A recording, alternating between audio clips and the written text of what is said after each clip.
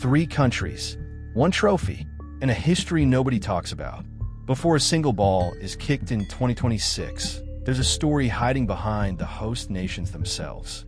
And it might change the way you watch this World Cup forever. Introduction. When we think about the World Cup, we think about the players, the goals, the drama on the pitch.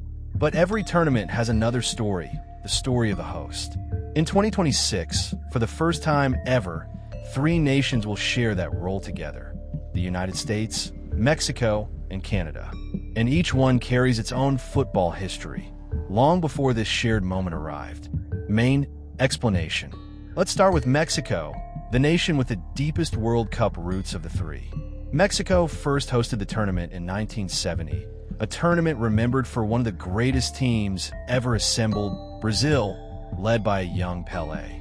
Then, in 1986, Mexico hosted again, stepping in after Colombia withdrew due to economic difficulties.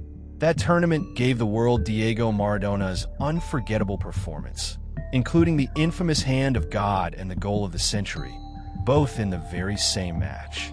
Now, Mexico prepares to make history a 3rd time, becoming the first nation ever to host 3 World Cups. Next, there's the United States. Unlike Mexico, the U.S. hosted just once before back in 1994. That tournament became the most attended World Cup in history, a record that still stands today, introducing millions of Americans to football on a massive scale. And then there's Canada, a nation that has never hosted a men's World Cup before. For Canadian football fans, 2026 isn't just a tournament. It's a first chapter being written in real time. Here's something most fans don't know. Mexico's Estadio Azteca will become the first stadium in history to host matches across 3 different World Cups. And in 1994, the United States pulled off something remarkable, selling out stadiums for a sport many Americans barely followed at the time.